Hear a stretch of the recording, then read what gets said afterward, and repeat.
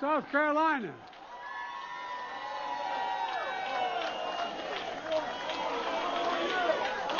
Well, thank you.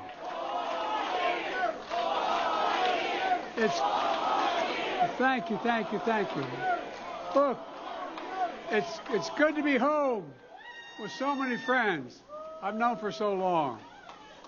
And tonight, I'm thinking of so many of my friends who are no longer with us, like Fritz and Pete Hollings. And they were here for me when I first got started in a tough time in my life when I didn't want to stay in the Senate. They embraced me. They included me in everything, kept me going. They're always with me in spirit. The same goes for Emily Clyburn. You know, Jim was the reason that I'm president, because he endorsed me and got all you to help me. But I later learned Emily convinced him to endorse me. Jim, we miss her, and you're the best friend anyone could have. Folks,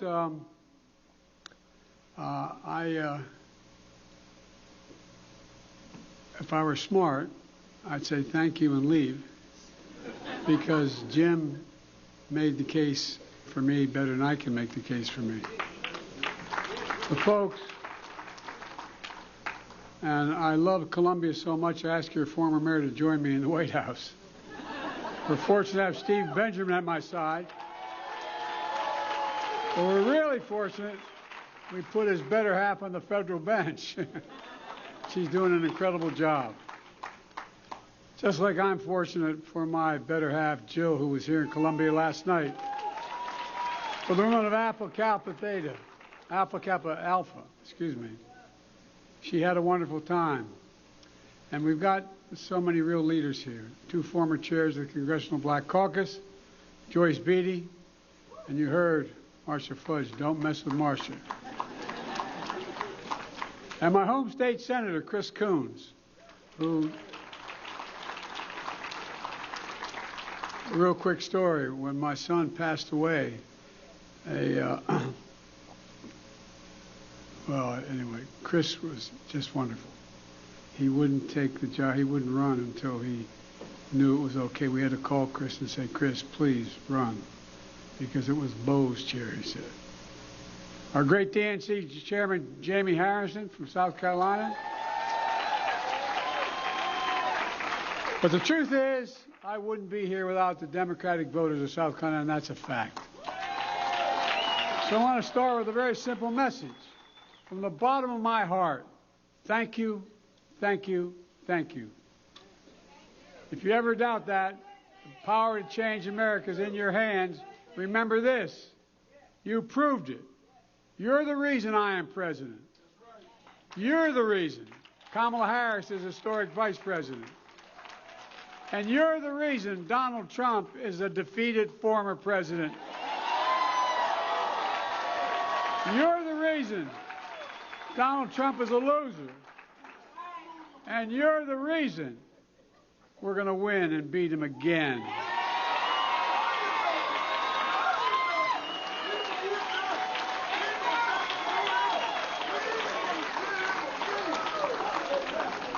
Nearly 4 years ago, I came to Columbia to celebrate a primary victory.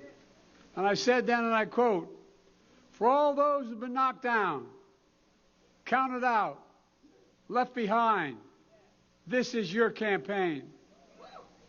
That same message has defined my presidency. I'm determined. No.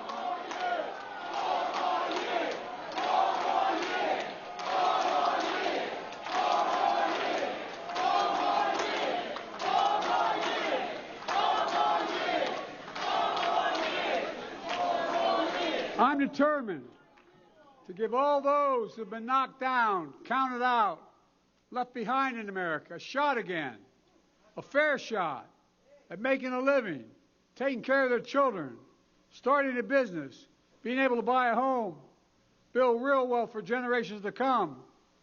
Now, maybe Donald Trump and his MAGA friends believe that they have to hold us down to lift everybody else up. I don't believe that. I believe that America is big enough, strong enough, blessed enough for all of us to succeed.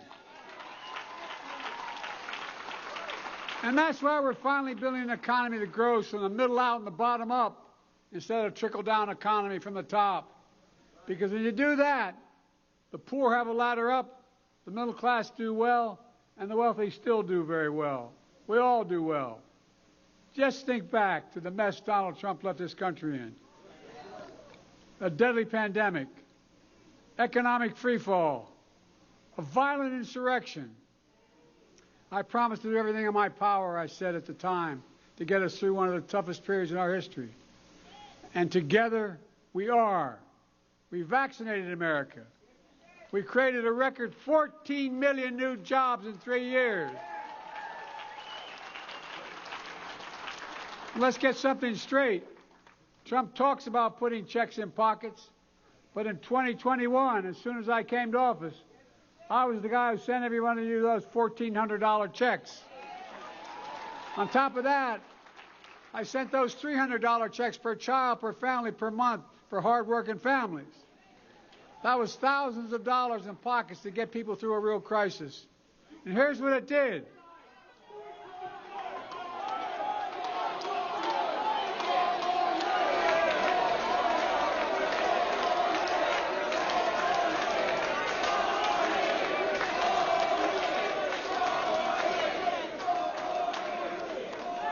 And here's what it did. It helped cut black poverty in half for black children in America. Because no child in America should ever go hungry, ever. When Trump pushed black small business to the back of the line in the pandemic funding, I moved them to the front of the line. And today, black small businesses are starting up at the fastest rate in 30 years. But look, folks, things this country have been pretty tough for a lot of people. But we're making progress. There's a lot more on the way. Inflation is coming down. It's now lower in America than any other major economy in the world. The cost of eggs, milk, chicken, gas, and so many other essential items have come down.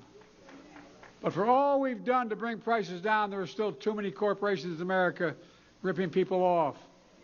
Price gouging, junk fees, greedflation, shrinkflation. You see that article about the Snickers bars? Well, it's going to stop. America, we're tired of being played for suckers. And that's why we're going to keep these guys, keep on them and get the prices down. Folks, the bottom line is our economy has grown more in the last 6 months than it ever did at any point in Trump's entire 4 years in office. And for too long, we imported products and exported jobs. But now, thanks to all we're doing, we're exporting American products and we're bringing American jobs back home to America, where they belong. America is experiencing a manufacturing boom that no one thought was possible. But I knew it was possible. 800,000 new manufacturing jobs and counting. Good-paying jobs. Record unemployment, including the lowest levels of black unemployment ever recorded in American history. The racial wealth gap is at its lowest level in 20 years. Trump's $2 trillion tax cut when he was president benefited the super wealthy, but was never paid for, and it completely blew up the federal deficit. We brought that deficit down, and all the progress we've made comes down to a simple proposition. Promises made and promises kept.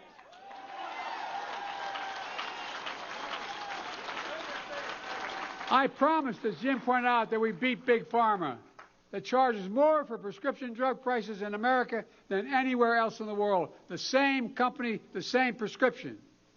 And we did.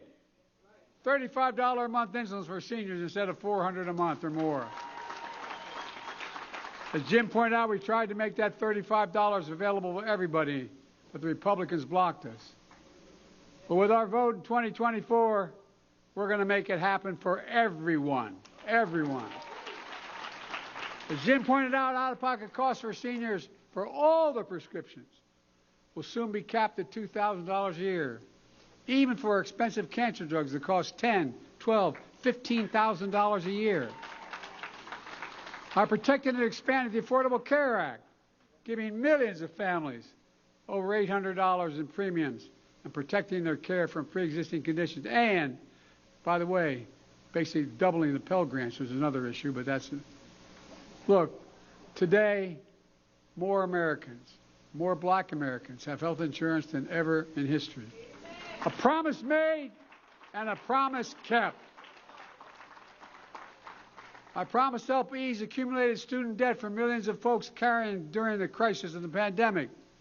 The Supreme Court blocked me, but it didn't stop me. I found another way to help more than 3.7 million people, teachers, nurses, police officers, firefighters, with $130 billion in relief, and causing the economy to grow faster as a consequence of that. And another 25,000 people a month, beginning next month, are going to start to get their student loans forgiven because they're getting notified with a letter from me, you're about to get that relief. Because of their public service. So they can follow their dreams, start a business, buy a home, start a family. And I'm not done. Promises made and promises kept. I promise you, we make record investment in HBCUs, including South Carolina's 8 HBCUs. HBCU students are just as talented as any student in America. But their colleges and universities don't have the funding and endowments for the cutting-edge laboratories and research centers. Well, I've invested so far $7 billion in HBCUs and counting to help support our brilliant HBCU students. And again, a promise made and a promise kept. I keep my promises when I said no one should be in prison for merely possessing marijuana or using it. And the record should be expunged. A promise made and a promise kept. Folks, I made a commitment to have an administration that looks like America, to tap into the full talents of our nation. And I'm proud we have the most diverse administration in the history of America, because I know our diversity is our strength in America. It was here in South Carolina that I promised to appoint the first black woman to the United States Supreme Court. Her name is Justice Ketanji Brown Jackson. And by the way, she's smarter than the rest.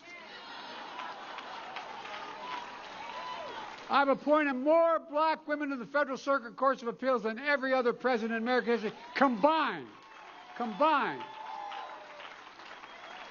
A promise made and a promise kept. And that includes Judge Michelle Childs of the D.C. Circuit, who's making South Carolina proud. I promised to take care of hundreds of thousands of veterans exposed to toxic materials and care for their families. That's why I wrote the PAC Act. As Commander-in-Chief, I think we have only one sacred obligation. I've said it many times. Prepare those we send into harm's way and care for them and their families when they come home. Well, as Commander-in-Chief, I look at veterans completely differently than Donald Trump.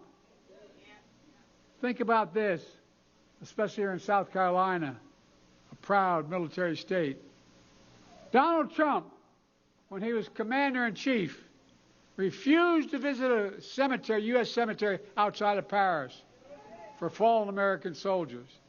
And he referred to those heroes, and I quote, as suckers and losers. He actually said that. He said that. How dare he say that? How dare he talk about my son and all of us like that? Look, I call them patriots and heroes. The only loser I see is Donald Trump.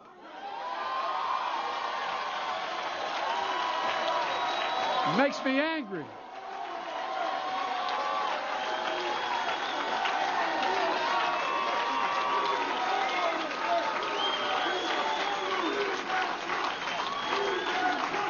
I apologize for losing my temper, but it really, really, really offends me.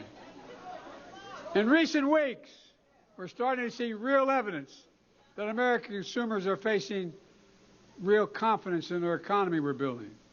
Let me tell you who else is noticing that. Donald Trump. Did you see what he recently said about that he wants to see the economy crash this year? A sitting president. As they say in my faith, bless me, Father, come on, man. When there's a crash, when there's a crash, I hope in the next 12 months, he went on to say, it's unbelievable.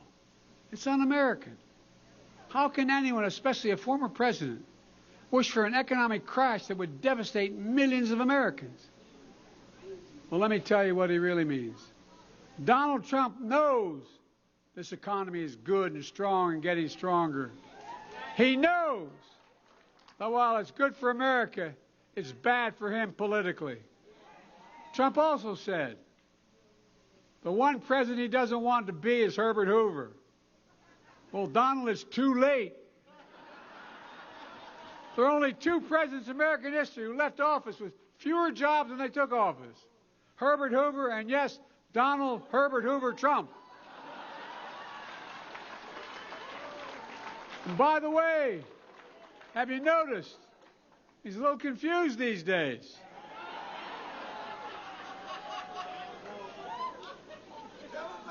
He apparently can't tell the difference between Nikki Haley and Nancy Pelosi. Well, folks, we're making real progress. One of the most important issues we're facing, security at the border. The first bill I introduced was for a massive change in security at our border. 2 months ago, my team began to work with a bipartisan group of senators to put together the toughest, smartest, fairest border security bill in history. The best one the nation's ever seen. It would finally provide the funding I requested early on and again in October to secure our borders. It includes an additional 1,300 border patrols. We need more agents on the border. 375 immigration judges to judge whether or not someone can come or not come and be fair about it. 1,600 asylum officers and over 100 cutting-edge inspection machines to help detect and stop fentanyl coming on our southwest border. It would also give me, as president, the emergency authority to shut down the border until it could get back under control. If that bill were the law today, I'd shut down the border right now and fix it quickly. A bipartisan bill would be good for America and help fix our broken immigration system and allow speedy access for those who deserve to be here. And Congress needs to get it done. Folks, we're just getting started. That's why I'm so optimistic about our future. 40,000 projects across America and counting, rebuilding our roads and our bridges, affordable high-speed internet everywhere in America, ripping out every poisonous lead pipe in America so every child can turn on a faucet, drink clean water without worrying about brain damage. We passed the most significant gun safety law in decades, and I will not stop until we once again ban assault weapons, as I did once.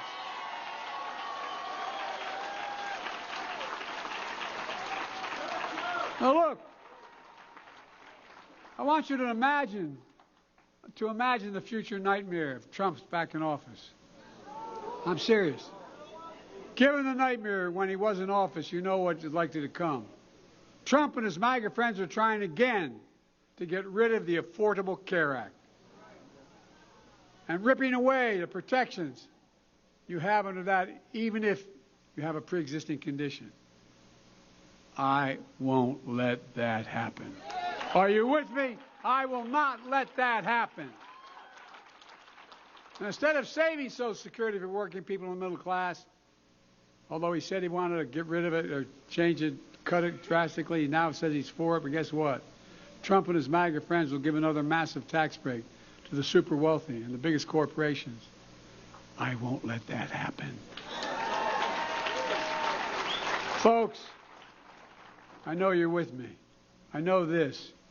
Trump and his MAGA friends are determined to take away your freedoms, like the freedom to vote. Trump brags about taking away a woman's freedom to choose. And now they're hatching a plan for a national ban. A national ban. I won't let that happen. Are you with me? I've made it clear. If MAGA Republicans try to pass a national ban on abortion, I will veto it and consider that a promise made and a promise will be kept. And if you re-elect me and Kamala with a Democratic House and a bigger majority in the Senate this November, imagine a future where we restore Roe v. Wade as the law of the land again.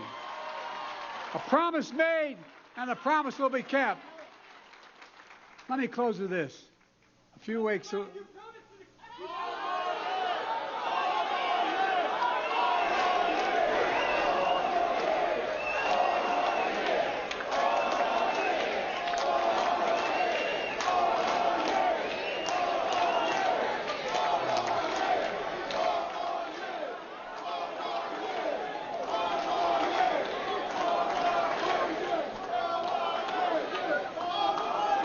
Let me close with this.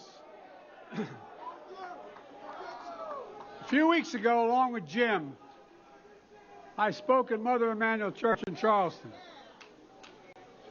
I said there are extreme and dangerous forces at work in this country, dividing us, not uniting us, dragging us back to the past instead of leading us to a future, refusing to accept the results of legitimate elections, seeking, as Trump says, to terminate the Constitution, embracing political violence and white supremacy. I said in Charleston, there's a second lost cause emerging in America. The first lost cause perpetuated the lie that slavery wasn't the cause of the Civil War. And we've been paying a price for that lie for generations. The second lost cause is Trump's big lie that the 2020 election was stolen. We cannot allow that lie to live either because it threatens our very democracy. Folks, they're truth and they're lies. Lies told for power. Lies told for profit. We must call out these lies with a voice that is clear and unyielding. The Bible teaches we shall know the truth and the truth shall set us free. My friends, we must speak the truth that in America we still believe in honesty, decency, dignity, respect. We believe we're all created equal and deserve to be treated equally throughout our lives. We leave no one behind. Everyone deserves a fair shot. We give hate no safe harbor. And we stand against evil of racism, the poison of white supremacy, today, tomorrow, and always. And we will live in the light, not darkness. We'll stand with the truth and defeat the lies. And when we do, we'll be able to look back and say something few generations have been able to say. America's democracy was at risk, and we saved it. Are you with me? Let's finish what we started. February 3rd is your primary, the first in the nation. Organize, mobilize, vote. Let's remember who we are. We're the United States of America. And there's nothing beyond our capacity if we stand together. God bless you all, and may God protect our troops. Thank you, thank you, thank you. Thank you. Thank you.